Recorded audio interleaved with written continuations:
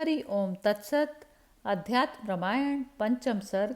सुपर्णका का दंड, खर आदि राक्षसों का वध और सुपर्णका का रावण के पास में जाना।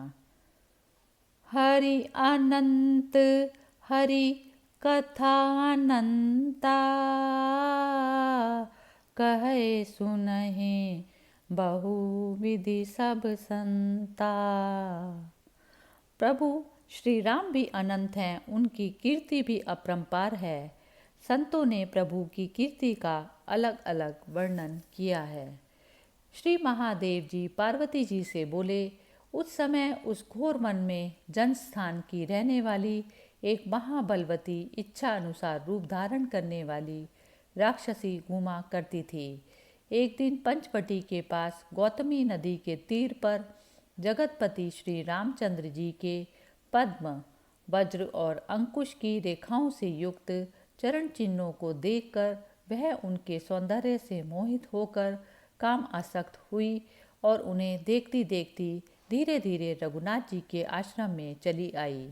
वहां आकर कामदेव जी के समान अति सुंदर लक्ष्मीपति श्री रामचंद्र जी को सीता जी के साथ देख कर वह कामातुर राक्षसी श्री रघुनाथ जी से बोली, तुम किसके पुत्र हो? तुम्हारा नाम क्या है? इस आश्रम में जटा वल्कल आदि धारण क्यों करते रहते हो? यहाँ रहकर तुम क्या प्राप्त करना चाहते हो? सो मुझे आकर बताओ।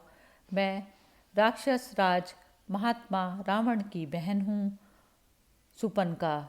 मैं अपने भाई खर के साथ इसी वन में रहती हूँ। राजा ने मुझे इस संपूर्ण वन का अधिकार सौंप दिया है। मैं मुनियों को खाती हूँ और यहाँ रहती हूँ। मैं वक्ताओं में श्रेष्ठ। मैं तुम्हारे विषय में जानना चाहती हूँ, अतः तुम मुझे अपने बारे में बताओ। तब भगवान ने उनसे कहा, मैं अयोध्यापति राजा दशरथ का नामक राम हूँ। यह सुंदरी मेरी भार्या जनक नंदनी सीता है तथा वह अति सुंदर कुमार मेरा छोटा भाई लक्ष्मण है। हे त्रिभुवन सुंदरी, बताओ मैं तुम्हारा क्या कार्य करूं? रामचंद्र जी का यह वचन सुनकर कामातुर सुपर्णका बोली, हे राम, चलो गिरी गुहा में चलकर मेरे साथ आनंद करो। इस समय मैं काम आतुर हूँ, अतः आप कमल नयन को छोड़ नहीं सकती। तब श्री रामचंद्र जी ने नेत्रों से श्री सीता जी की ओर संकेत करके मुस्कुराकर कहा, हे सुंदरी, मेरी तो यह भार्या मौजूद है जिसको त्यागना असंभव है। इसके रहते हुए तुम जन्म भर सोत की तरह राह से जलती हुई किस प्रकार रह सकोगी? बाहर मेरा अत्यंत सुंदर छोटा भाई लक्ष्मण विराजमान है, वह तुम्हारा योग्य पति होगा। तुम उसी के साथ विहार करो। रामचंद्र जी के इस प्रकार कहने से काम से मोहिता भयंकरी सुपनका ने लक्ष्मण जी से जाकर कहा, हे सुंदर, अपने भाई की आज्ञा मानकर तुम मेरे पति हो जाओ। आज हम और तुम परस्पर संगमन करें, देरी ना करो। उस राक्षसी ने जब लक्ष्मण जी से इस प्रकार कहा तो वे बोले, साध्वी, मैं तो उन बुद्धिमान भगवान राम का दास हूँ। मुझे अपना पति बनाने से तुम्हें भी उनकी दासी बनना पड़ेगा। तुम्हारे लिए इससे अधिक दुख की बात और क्या होगी? तुम्हारा कल्याण हो, तुम उन्हीं के पास जाओ, वे महाराज सबके स्वामी हैं। यह सुनकर वह दुष्ट चित्ता राक्षसी फिर रघुनाथ जी के पास आई और क्रोधपूर्वक बोली, हे राम, तुम बड़े चंचल चित्त हो, मुझे क्यों इधर उधर घुमा रहे हो? मैं अभी तुम्हारे सामने ही इस सीता को खाई जाती हूँ। ऐसा कह वे विकट रूप धारण कर जानकी जी की ओर दौड़ी। तब लक्ष्मण जी ने रामचंद्र जी की आज्ञा से उसे पकड़कर बड़ी फुर्ती से खड़ग लेकर उसके नाक कान काट डाले।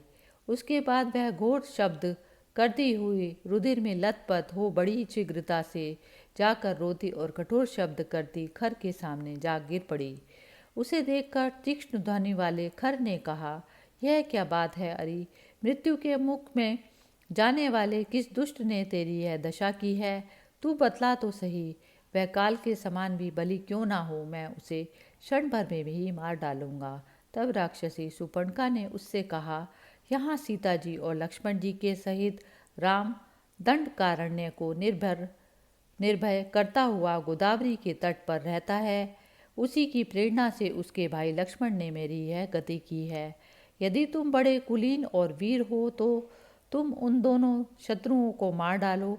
तुम उन दोनों मदोन्मत्तों को खा जाओ और मैं उन दोनों का रुधिर पीऊंगी, नहीं तो अपने प्राणों को छोड़कर यमलोक में चली जाऊंगी। सुपर्णका का यह कथन सुनकर खर क्रोध से परिपूर्ण हो युद्ध के लिए चला और राम को मारने के लिए उसने बड़े पराक्रमी 14 सहस्त्र राक्षस उनके पास भेजे।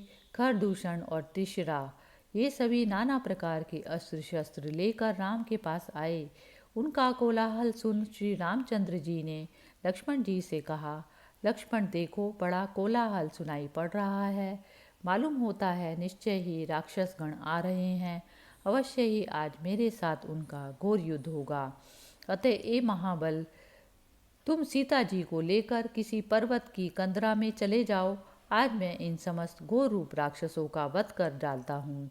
तुम्हें मेरी सौगंध है, इस विषय में तुम और कुछ ना कहना। तब लक्ष्मण जी जो आज्ञा कहकर सीता जी को लेकर एक गिरी गुफा में चले गए। तब श्री रामचंद्र जी ने अपनी कमर कसी और कठोर धनुष तथा 2 अक्षय बाण वाले तरकश बांधकर युद्ध के लिए तैयार हो गए। उसके बाद राक्षसगण वहां आकर राम के ऊपर नाना प्रकार के अस्त्र शस्त्र, पत्थर और वृक्ष आदि की वर्षा करने लगे।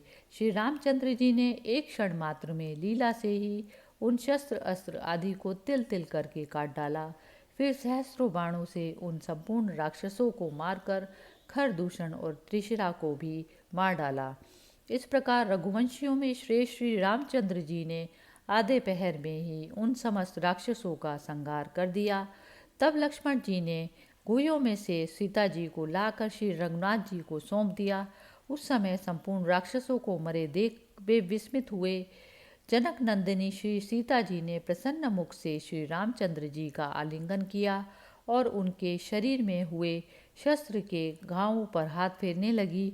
उन संपूर्ण श्रेष्ठ राक्षसों को मरे देख राक्षस राज रावण की बहन सुपनका दौड़ती हुई लंका में पहुंची और राज्यसभा में पहुंचकर रोती हुई रावण के पैरों के समीप पृथ्वी पर गिर पड़ी। अपनी बहन को इस प्रकार भयभीत देखकर रावण बोले, अरे वत्स, उठ खड़ी हो, बता तो सही तूने तेरा ये हाल किसने किया है? यह किसका काम है?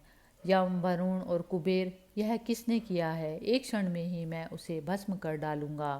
तब राक्षसी सुपर्णका ने रावण से कहा, तुम बड़े ही प्रमादी और मूढ़ बुद्धि हो। तुम मद्यपान में आसक्त, स्त्री के वशीभूत और सब विषयों में नपुंसक जैसे दिखाई पड़ते हो। तुम्हारे 4 खुफिया रूप नेत्र नहीं हैं, फिर तुम उस राजा कैसे रह सकोगे? युद्ध में खर मारा गया। दूषण और तिसरा आदि 14 सहस्त्र मुख्य मुख्य राक्षसों को राक्षस शत्रु राम ने एक ही क्षण में मार डाला और सारे जन स्थान को मुनीश्वरों के लिए सर्वदा निर्भय कर दिया। इतना उत्पात हो जाने पर भी तुम्हें अभी तक कुछ पता नहीं, इसलिए मैं कहती हूँ कि तुम मूढ़ हो। रावण बोला, अरे तू बता तो सही, वह राम कौन है? उसने किस लिए और किस प्रकार इन राक्षसों को मारा? तू सब बात विस्तार पूर्वक कह, मैं उसका मूल उच्छेद कर डालूंगा। तब सुपर्णका बोली, एक दिन जनस्थान से मैं गौतमी के किनारे जा रही थी।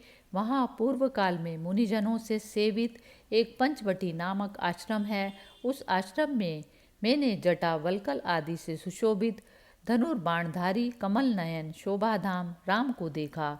उसका छोटा भाई लक्ष्मण भी उसी के समान रूपवान है तथा उसकी विशाल लोचना भार्या भी रूप में साक्षात दूसरी लक्ष्मी जैसी ही है। हे राजन, देव, गंधर्व, नाग और मनुष्य आदि में से किसी की भी स्त्री ऐसी रूपवती ना देखी है और ना सुनी है। वह शुभ लक्षणा अपनी कांति से संपूर्ण वन को प्रकाशित कर रही थी। हे अनग, उसे तुम्हारी पत्नी बनाने के लिए मैंने लाने का प्रयत्न किया था। इसी से राम के भाई लक्ष्मण ने मेरी नाक काट डाली।